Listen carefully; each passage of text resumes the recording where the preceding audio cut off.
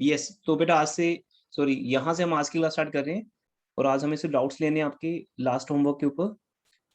और first doubt है आज का क्वेश्चन नंबर 14 में। जस्टिन, क्या है वो डाउट?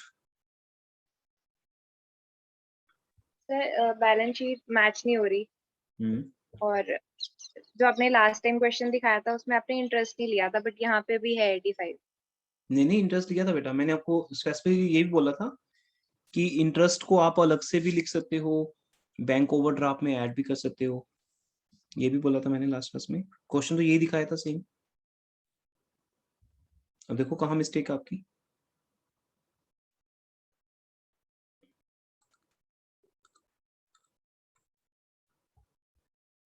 ये दो, मैच करो सॉल्यूशन के साथ।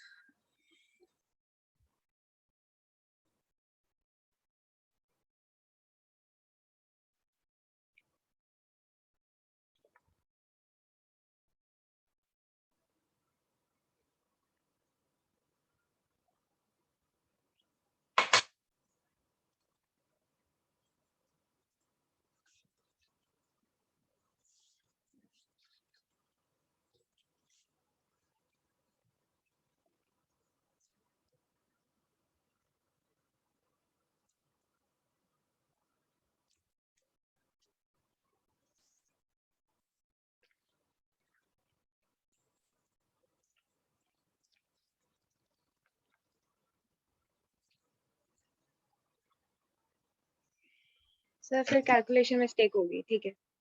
मिल गया आपको डाउट? अब क्लियर है? हाँ जी सर। हाँ, यस पुनीता, आगे बढ़ो बेटा। 14 के बाद आप कौन सा क्वेश्चन कह रहे थे होमवर्क में दिए?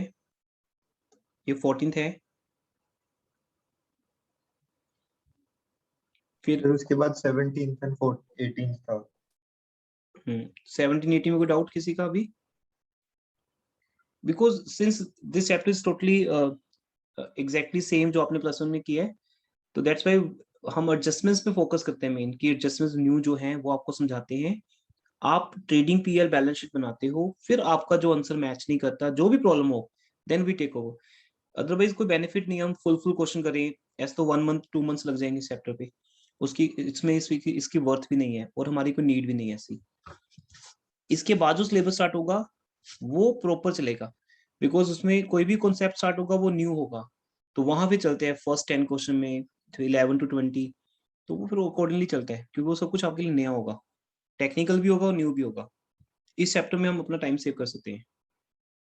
और ये सब क्वेश्चन एक जैसे हैं, कम करो ज्यादा करो, ये सब हमने कर लिया था लास्ट क्लास में। 17 के बाद नेक्स्ट क्वेश्चन कौन सा बेटा? सर 20 था उनके बाद।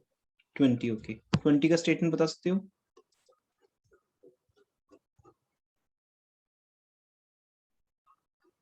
सर मिस्टर रतिराम साबू करके है। हाँ, ये ट्राई किया क्वेश्चन आपने, रतिराम साबू?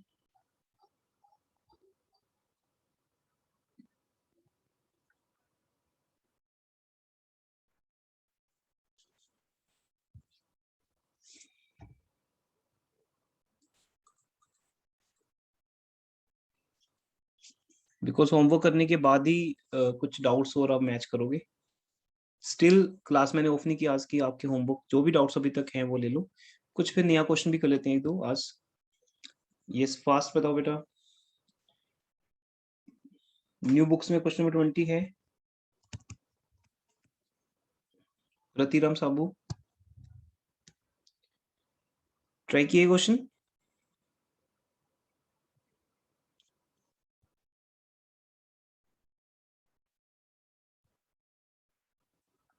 It's very usual normal question है ये, मुझे लगता नहीं कोई डाउट आएगा आपको कोई। नहीं ट्राई किया तो don't waste time, whenever you will do then take doubts, कोई इशू नहीं है। चलूं आगे फिर मैं, कोई डाउट नहीं इसमें। नेक्स्ट क्वेश्चन कौन सा है? सर 21 और फिर 22 उसके साथ। 21 में कोई डाउट?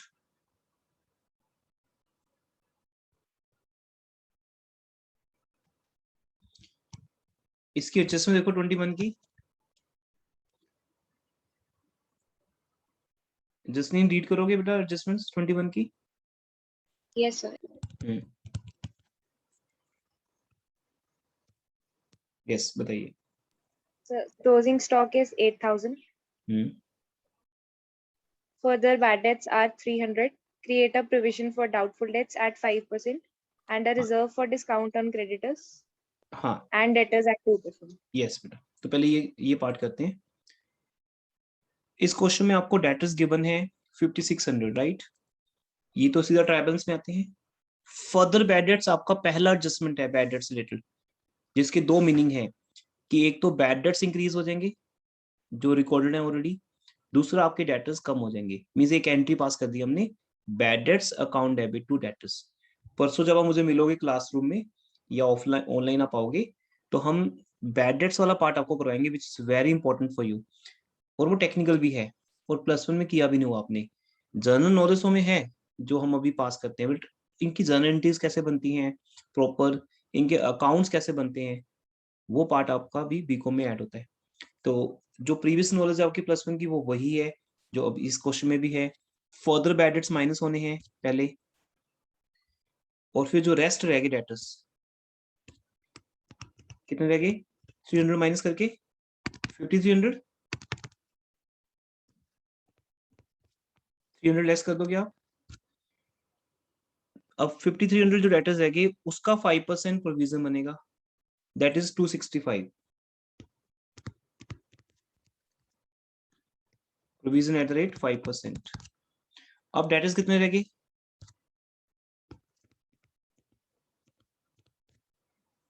5035, right everyone? तो अगर आपको +1 की बात याद होगी, मैंने आपको 3 बातें समझाई थी +1 में कि जो डेटर्स आपको ट्रायल बैलेंस में गिवन होते हैं उनको बोलते हैं ग्रोस डेटर्स,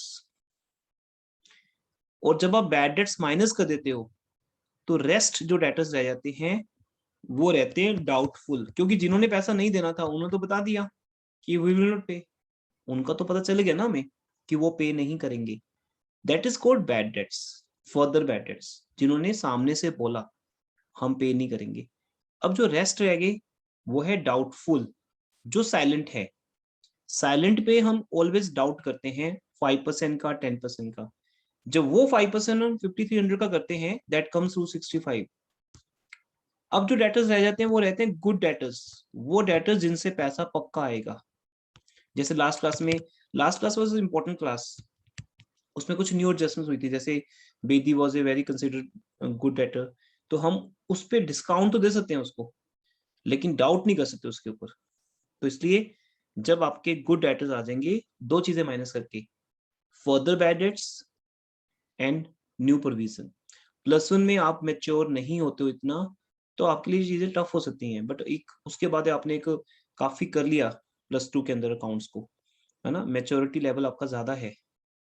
तो अब आप अगर इनको देखोगे तो ये आपके लिए बड़ी सिंपल चीजें बन जाती है ना, उस लेवल पे देखो अगर आप खड़े होके कि पहले फर्दर बैड डेट्स माइनस होने हैं, फिर प्रोविजन माइनस होनी है, और रेस्ट जो डेटर्स रह गए उन्हें डिस्काउंट मिलना है, तो डिस्काउंट का प्रोविजन बनेगा बेटा, provision for discount on debtors 2%, debtors पे भी और क्रेडिटर्स पे भी है।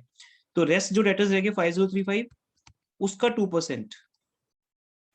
इससे पहले के जो क्वेश्चंस हैं आई नो कि वो बहुत इजी क्वेश्चंस है, तो इसलिए वो आप होमवर्क में कर लेना, डाउट हुआ तो हम बात करेंगे। इसमें यहां से हम एडजस्टमेंट स्टार्ट करते हैं इन क्वेश्चंस की, देखते हैं क्या कुछ नया मिलता है हमें। 5035 इंटू 2% दैट इज 101। अगर ये 101 भी माइनस कर दिया जाए, ठीक है, 101 भी माइनस कर दिए हम, 5035 में से 101 माइनस कर दो, दैट कम्स 4934।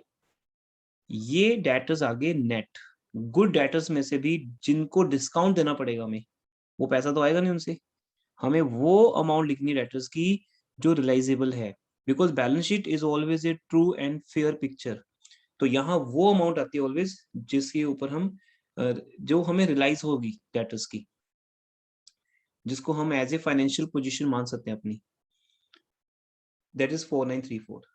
दूसरा यहाँ पे एडजस्टमेंट है, क्रेडिटर्स पे भी 2% प्रोविजन बननी है, ये as per accounting standard allowed नहीं है, इसलिए आपको ऐसे ही मिलेगा किसी एक आधे क्वेश्चन में, ज्यादा नहीं मिलेगा। क्यों नहीं है याद है किसी को? हमने अकाउंटिंग प्रिंसिपल कौन सा किया था, जो क्या बोलता है? प्रूडेंस। प्रूडेंस। वो क्या बोलता है prudence? Sir account for all possible losses and not possible gain for income. Exactly, excellent. तो जितने भी फ्यूचर गेन्स हैं उनके लिए हमें कोई एक्सपेक्टेशन नहीं रखनी है, वो जब होंगे तब रिकॉर्ड होंगे। इससे आपके नेट प्रॉफिट को लीस्ट फेवरेबल इफेक्ट मिलेगा। जो होना चाहिए, प्रॉफिट कम से कम आना चाहिए आपका अकाउंटिंग स्टेटमेंट के हिसाब से, फिर उस पर टैक्स भी कम बनेगा, शेयर होल्डर्स को डिविडेंड भी कम देना पड़ेगा। ये सब बातें +1 में आपको समझ नहीं आती थी ना, डिविडेंड, शेयर होल्डर्स। +2 के बाद आपको सब समझ आ रहा है कि डिविडेंड क्या होता है, शेयर होल्डर्स क्या होते हैं, कंपनीज क्या हैं। बिजनेस स्टडीज ने भी अपना एक रोल प्ले किया होगा 2 साल में, काफी कुछ सिखाया होगा उसने आपको। तो 5000 क्रेडिटर्स पे 2% का प्रोविजन फॉर डिस्काउंट, ये आपकी इनकम है बेटा, जिसे बुक्स में दिखाना अलाउड नहीं है जब तक सर्टन ना हो जाए। अभी सर्टन थोड़ी ना, ये तो हम सोच रहे हैं कि मैं उस क्रेडिटर से 100 रुपीज का डिस्काउंट ले लूंगा, मे भी उसको वो मना करते फिर। तो ये अगर आपको क्वेश्चन में लिखा है तो आपको दिखाना है, बट अदरवाइज प्रैक्टिकली ये होता नहीं। तो अब ये 2% जो क्रेडिटर्स पे माइनस किया है, ऑब्वियसली क्रेडिटर्स तो कम होंगे क्योंकि डिस्काउंट मिल रहा है। दूसरा ये कहाँ जाएगा, थिंक, ये पीयर की किस साइड जाएगा, इनकम साइड या expense side? Income. Income side, क्योंकि ये इनकम रिसीवेबल है बेसिकली। तो इनकम रिसीव्ड या रिसीवेबल दोनों इनकम्स होती हैं। और ऐसे ही जो आपने डेटर्स के लिए डिस्काउंट का प्रोविजन बनाया है वो एक्सपेंस है। अब इसको पीयर में लेके चलते हैं। इतना समझ आ गया सबको? चले आगे। Yes sir. अब पीयर में आते हैं। पीयर में स्टैंडर्ड ट्रीटमेंट आपके सामने है। 2 बैड डेट्स जो ऑलरेडी ट्रायल बैलेंस में दिए होते हैं बेटा, वो यहाँ आ जाते हैं, ये रिकॉर्डेड हैं। और फर्दर बैड डेट्स को हम अभी रिकॉर्ड कर रहे हैं तो वो ऐड हो जाएंगे। अब जो हम डेटर्स पे डाउट कर रहे हैं वो भी ऐड कर देंगे। तो टोटल लॉस मेरा इस ईयर का है 1065, लेकिन उसमें से 700 का लॉस मैं ऑलरेडी शो कर चुका हूं last year, already last year show कर चुका हूं, वो माइनस कर दो, लेस ऑल प्रोविजन, तो वो माइनस कर दिया जाएगा। तो रेस्ट अमाउंट आ गई जो हमारा इस साल का लॉस है। अब ये आपने निकाला रफली, यही चीज मैं आपको नेक्स्ट क्लास में सिखाऊंगा अकाउंट बना के, वहां से आंसर आएगा 365। फिर आप एग्जैक्टली समझ पाओगे कि अकाउंट्स का स्टैंडर्ड क्या है। ये अकाउंट्स के अंदर जो प्लस माइनस होता है ना उसके हिसाब से आंसर है ये, पर आपके माइंड में भी सेट है ये। 2 bad debts, add further, add new provision, less old. और ओल्ड प्रोविजन लेस की होती है बिकॉज ये लास्ट ईयर हमने पहले से दिखा दी थी जो बैड डेट्स इस कमिंग ईयर में आने वाले थे।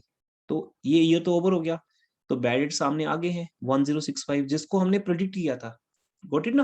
प्रोविजन ऑलवेज प्रिडिक्शन है हमारी कि आने वाले टाइम में कौन सा लॉस होगा।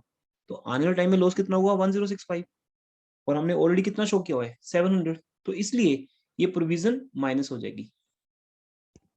और ये ट्रेंड चलता रहता है बेटा, इस बात को समझना बहुत जरूरी है। क्योंकि ना मैंने कई बार ये देखा है कि एमबीए जब आप करते हो या आप कोई इंटरव्यूज में जाते हो, जो जहां इंटरव्यूज के थ्रू जॉब मिलनी है आपको, और वो आपके जब बेसिक चेक करते हैं अकाउंटिंग, स्पेशली जब आप अकाउंटिंग जॉब्स के लिए जाते हो, तो वो आपको ये क्वेश्चन भी पुट करते हैं वहां पे कि ओल्ड प्रोविजंस लेस की होती है। हम कभी सोच नहीं सकते कि हमारा ये कॉन्सेप्ट वहां यूज होगा, बस हमें एक क्रैमिंग होती है कि लेस कर देंगे हम। बट +1 में भी समझाया होता है आपको ये बहुत बात डिटेल में कि ओल्ड प्रोविजन लेस करने का एक रीजन है। क्योंकि आई थिंक अगर 1 लाख स्टूडेंट होंगे अकाउंट्स के, सबको यही पता होगा कि ओल्ड प्रोविजन लेस होनी है, बट लीस्ट स्टूडेंट को पता होता है कि क्यों माइनस होनी है। Reasons are always important. अगर आपको वाई पता है देन यू आर इंटेलिजेंट। अगर विदाउट वाई आपको पता है माइनस करके आपके मार्क्स आ रहे हैं तो आप इंटेलिजेंट नहीं हो, क्योंकि वो मार्क्स आपको हेल्प नहीं करते कभी आगे लाइफ में। कॉलेज की एडमिशन देने तक की वो एलिजिबल है, बस कॉलेज में एडमिशन मिल गई, बात खत्म होगी। अब आपकी नॉलेज काम करेगी आगे। तो वाई प्रोविजन, बिकॉज ये हमारा एडवांस में दिखाया हुआ लॉस है जो हमने लास्ट ईयर दिखाया था। जब एग्जैक्टली सामने आ गया तो वो हमने माइनस कर दिया। सेम वे में जो आपने इस साल न्यू प्रोविजन बनाई है, ये 265 की जो न्यू प्रोविजन है बेटा, ये क्या कहती है, आने वाले साल में जो डेटर्स बैड होंगे वो मैंने पहले से सोच लिया 265। तो जब नेक्स्ट ईयर बैड डेट्स होंगे 700 1000, उसमें से हम ओल्ड प्रोविजन माइनस कर देंगे 265। तो 265 इस साल का न्यू प्रोविजन है, नेक्स्ट ईयर का ओल्ड प्रोविजन है। तो वो इस साल का लॉस है, बट नेक्स्ट ईयर का हम उस लॉस को कवर करते हैं, तो इसलिए ओल्ड प्रोविजन माइनस कर दी जाती है। यस बेटा।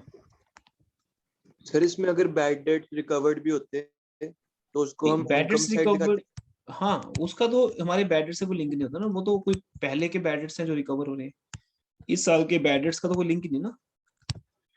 तो बैड डेट्स रिकवर्ड जो है that becomes your income and comes here independently.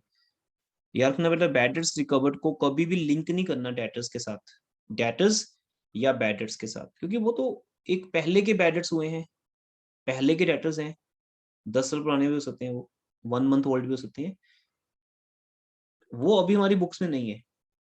बस वो अगर पैसा दे रहे हैं तो that's your income, that's your gain basically, ठीक है ना।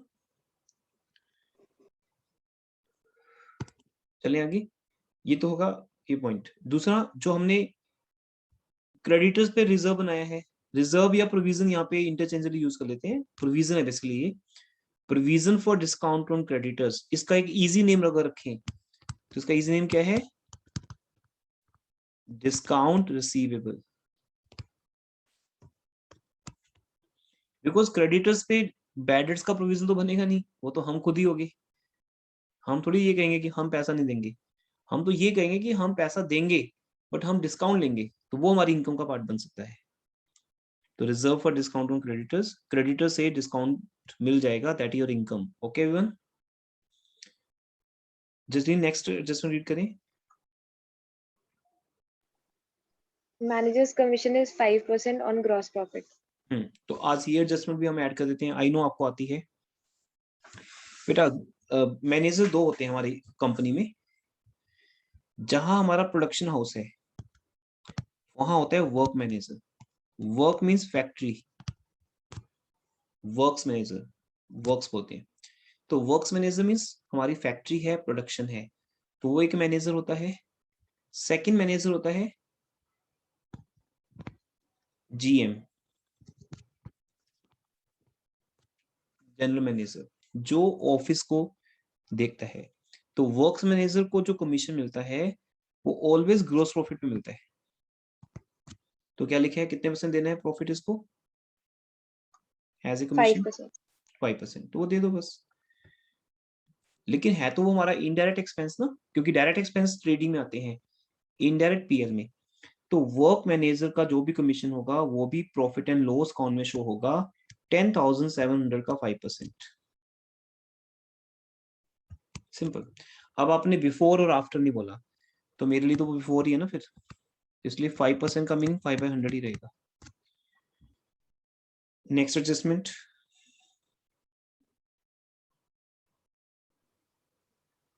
General manager's commission at 10% is on net profit before charging such commission. तो ये भी बिफोर लिखा इन्होंने, बिफोर ना भी लिखा हो तो भी बिफोर ही होता है। तो बेटा अब आपका जो नेट प्रॉफिट आएगा, नेट प्रॉफिट का प्रोसेस आप सबको आता है, हमारे पास जो भी इनकम्स हैं, gross profit is income, main income business की, अदर इनकम्स जिसमें डिस्काउंट रिसीव्ड, रिसीवेबल हो गया, ये bad debts recovered, discount received के साथ कमीशन रिसीव्ड होता है, समटाइम्स इंटरेस्ट रिसीव्ड, कुछ भी होता है ऐसा इनकम, या profit on sale of some assets, investments, वो जो भी प्रॉफिट्स हैं सब ऐड होगी, आपकी टोटल इनकम आ गई 10,800। अब 10,800 में से आप माइनस कर दो यहां तक का एक्सपेंस, और ये आपको दिखाना भी होता है ऐसे प्लस करके। हाँ ये तो पॉइंट नॉर्मल है ना, डिस्काउंट अलाउड आपके बिजनेस का एक्सपेंस है, office expense, salaries, repair and bad debts. तो ये 5 आइटम्स है आपके सामने है। जब आप क्वेश्चन करोगे तो बाय माय एक्सपीरियंस मुझे पता है कि आपके पास ये 4 आइटम्स तो आ ही जाएंगी, जो समझाने वाली चीज है वो आपको समझा दी, 365 कैसे आया ये भी आपको आता ही होगा। इन सबको अगर हम ऐड करेंगे, या फिर डेटर्स का प्रोविजन फॉर डिस्काउंट ये लिखना रह गया था, ये देखो बेटा ये अलग से दिखाया जाएगा, बिकॉज ये जो 365 रुपीज है ये बैड डेट्स वाला आंसर है। बैड डेट्स और डिस्काउंट में टोटली डिफरेंस है। बैड डेट्स किसके ऊपर होते हैं, उन डेटर्स पे जो बैड हैं, जो पैसा नहीं दे रहे हैं, जिन पे आपको डाउट है, और डिस्काउंट आप किनको दे रहे हो? जो आपके गुड डेटर्स हैं, जो डेली बेसिस पे आपसे गुड्स परचेज करते हैं, टाइमली पेमेंट करते हैं, आप उनको डिस्काउंट के बारे में सोच रहे हो। तो ये दोनों बातें अलग अलग हैं, इसलिए बैड डेट्स वाला कॉन्सेप्ट पहले खत्म हो जाएगा। और प्रोविजन फॉर डिस्काउंट, ये पॉइंट भी कभी कभी मिलता है क्वेश्चन में, तो प्रोविजन फॉर डिस्काउंट भी हम अलग से शो करेंगे, दैट इज एक्सपेंस, वो अलग एक्सपेंस है। वैसे क्या होना चाहिए, जो मैं आपको समझाऊंगा अभी जब नेक्स्ट क्लास में मिलेंगे हम, ये इसके साथ लिंक है। बिकॉज बेटा नेक्स्ट क्लास में हम 2 अकाउंट बनाने वाले हैं, उनके नेम्स क्या हैं? Provision for doubtful debts account and second provision for discount account. Provision for bad debts account, provision for discount account. वहां आप समझ पाओगे कि जो provision for discount on debtors account है, इसका डिस्काउंट अलाउड से लिंक है। आप इन दोनों को ऐड भी कर सकते हो ऐसे, to discount 100 add new provision, इसकी भी तो है ना न्यू प्रोविजन। ये जो आपने बनाई है 101, ये किसकी न्यू प्रोविजन है? डिस्काउंट की। 201 होगी लेस ओल्ड प्रोविजन। ज्यादातर क्वेश्चन में ऐसा ट्रेंड नहीं है, मींस हमें ओल्ड प्रोविजन दी नहीं होती डिस्काउंट की, पर अगर दी हो और न्यू प्रोविजन भी बनानी हो, जैसा मैं आपको क्वेश्चन कराऊंगा परसों, तब उसमें ऐसा मिलेगा हमें, तो ये आपका आंसर आ जाएगा। बट अलग से भी शो कर सकते हो, तो ये उससे लिंक है, जिसका मीनिंग है 100 रुपीज का डिस्काउंट मैंने दे दिया और मुझे लगता है 101 का मुझे और देना पड़ेगा। फिर यहाँ पे लिमिटेशन होती है 40 मिनट्स की, ये हम कभी भी यूज करते हैं जूम को, इमरजेंसी जब क्लासेस घर से लेनी होती है। तो मैं सेकंड स्लॉट इशू कर दूंगा आपको जैसे ही क्लास ओवर होगी। सेम आईडी रहती है, इसी आईडी से आप द्वारा रीज्वाइन कर सकते हो। तो डिस्काउंट अलाउड कहता है कि इतना डिस्काउंट दे चुके हैं, 101 अभी हमें और देना पड़ेगा। और प्रूडेंस कहता है कि whatever the possible loss that you have to count for, that you have to count for, that you have to record. तो हमने सारा रिकॉर्ड कर लिया, तो उससे हमारा प्रॉफिट जो है कम से कम आएगा। तो ये सारे एक्सपेंसेस को रिकॉर्ड करने से हमारे एक्सपेंसेस हो गए 3276, इनकम है 10,800। तो अब हम नेट प्रॉफिट कैसे निकालेंगे? 10,800 माइनस 3276 जैसा करेंगे तो आपका नेट प्रॉफिट आ जाएगा 7524। ये नेट प्रॉफिट का नेम क्या है बेटा? Before commission. अब प्लस 2 में पार्टनरशिप फंडामेंटल चैप्टर करने के बाद तो समझाने की नीड ही रहती ये सब चीजें, कि इस प्रॉफिट का नाम है बिफोर कमीशन। क्या आपको इसी प्रॉफिट पे निकालना है जनरल मैनेजर का कमीशन? यस, तो 10/100 कर दो। अगर आपको उस प्रॉफिट पे निकालना है जो इस कमीशन को माइनस करने के बाद आता है, जिसका नेम होता है on net profit after charging such commission, तो फिर वो तो बाद में आएगा, जिसके लिए हम क्या करते हैं, इस प्रॉफिट को 110% अज्यूम कर लेते हैं।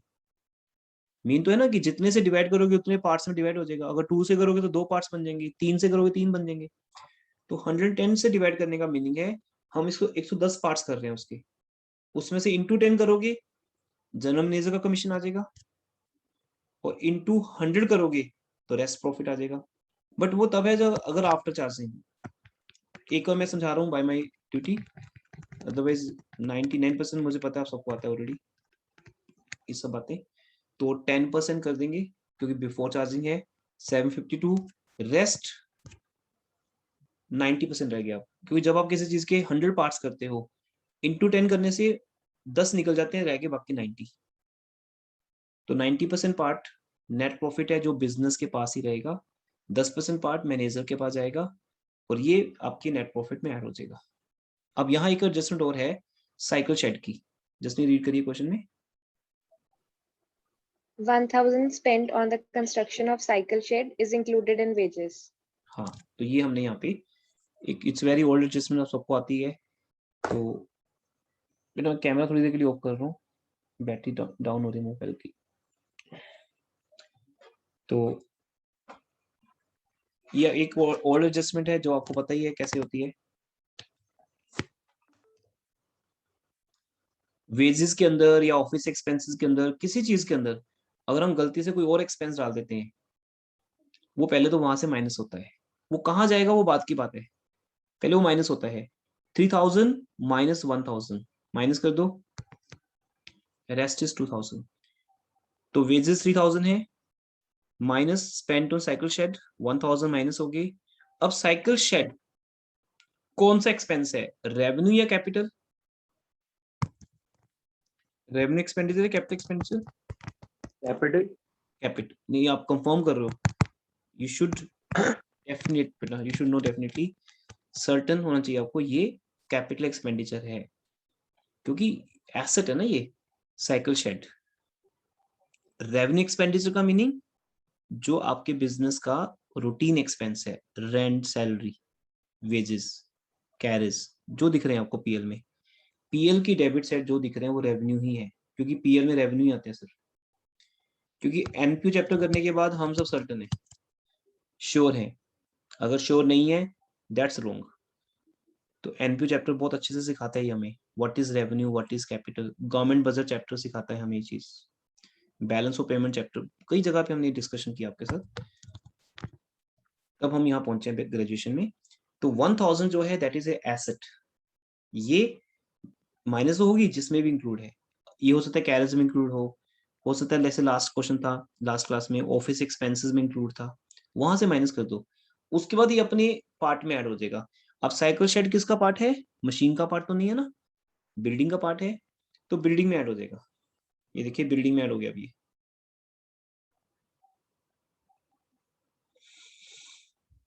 इस क्वेश्चन में बिल्डिंग में ऐड करके दिखाना है आपको, ये वैसे अलग से दिखा दिया उन्होंने, आप ऐड कर देना। तो बिल्डिंग का पार्ट है, बिल्डिंग 3800 प्लस 1000, अलग से शो करने की नीड नहीं है। उसके बाद सेकंड पॉइंट है यहाँ पर, ये जो आपने प्रोविजन बनाई है मैनेजर कमीशन की, ये आपने पे नहीं किया बेटा, इट बिकम्स योर लायबिलिटी। आपने प्रॉफिट में से पैसे निकाल के रख दिए अलग से, किसके लिए रख दिए, वर्क मैनेजर के लिए और जनरल मैनेजर के लिए। आप सबको पता है ना या भूल गए? हाँ जी, याद है सबको, it comes on the liability side. बस मेरा यही वर्क है आपके लिए कि आपको वो सब बातें याद करवाएं, और बीच बीच में कुछ नई एडजस्टमेंट्स आएंगी। वर्क मैनेजर और जनरल मैनेजर का यहाँ कमीशन लायबिलिटी बन जाएगा, जब भी पे करना हो पे कर देना। जब पे करोगे तो कैंटी बनेगी, ये सब डेबिट टू कैश या टू बैंक, इधर से लायबिलिटी हट जाएगी बैलेंस शीट से, उधर से कैश और बैंक कम हो जाएगा, अगेन इक्वल।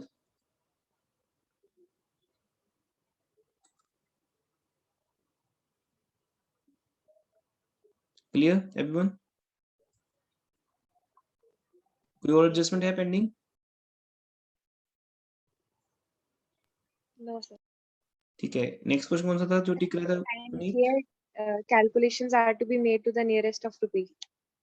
हाँ, वो तो वैसे लिखा होता है कि हम राउंड फिगर करते जाएंगे कैलकुलेशन में, जैसे मैंने अभी किया यहाँ पे 50.70 आ रहा था ना प्रोविजन फॉर डिस्काउंट, तो हमने उसको 51 लिख दिया। अगर 0.5 से कम होता तो हम इग्नोर कर देते पैसों को, 0.5 या उससे ज्यादा हो तो हम 1 रुपी तक उसको राउंडेड फिगर कर देते हैं, राउंड ऑफ कर देते हैं। यस, नेक्स्ट क्वेश्चन कौन सा होमवर्क में दिया है जो चेक करने आज हमें?